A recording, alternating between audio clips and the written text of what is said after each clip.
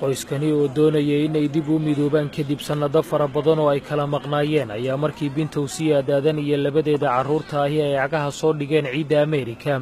intii aanayba ka soo bixin gegida diyuuradaha Dallas ee magaalada tan Washington waxay noqdeen Soomaalidii ugu horreysay ee dhibanayaal u noqota go'aankii uu madaxweynaha cusub ee Mareykanku soo gelidda dalkiisa kaga joojiyay dadka u dhashay 7 dal oo Soomaaliya ay ku jirto.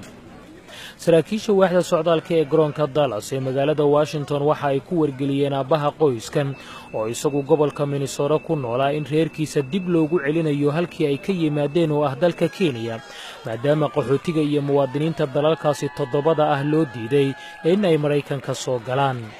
shakhsiyan go'aanka aad buu saameeyay waliba kharash aad fara badan oo aad u culus ayaa iga baxay waayo ilaa ugu yaraan 3 tigidh baan iga kansalantay ilaa haddana 7 boorso oo lacag ugu yaraan 5,000 ay iga baxday baan la aayay oo gacan ku hayn. inkastoo ku dhawaad 15 saacadood ay ku xanibnaayeen gudaha garoonka iyagoo markii horena 14 saac oo xiriir diyaarad soo saaraa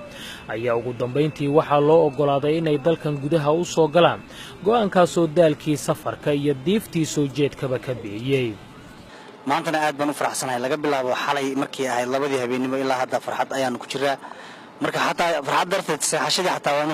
taan eeliweyn macnaha inaan seexano on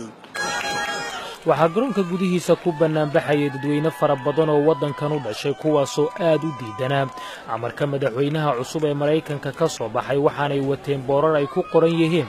erayo ay ku diidan yihiin siyaasadda Donald Trump iyo sidoo kale weero afka Carabiga ku qoran oo salaan iyo soo dhaweynba muujinayay. arrintaasi iyo go'aankii garyaqaanku uu qayb ahaan ku diiday amarka madaxweyne Trump oo iskaashaday ayaana horseed u noqday in qoyskani oo qarka u tagay inay sii kala irdoobaan ay dib isku helaan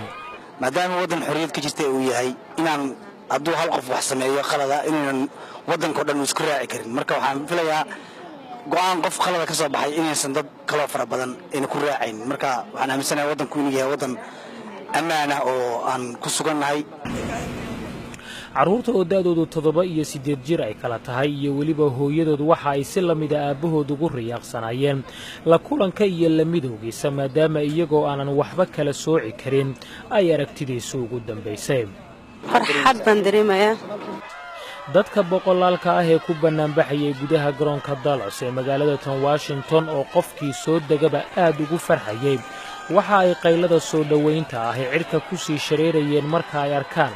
qof madow amaba dhiig carbeed leh oo loo ogolaaday inuu dalka soo galo.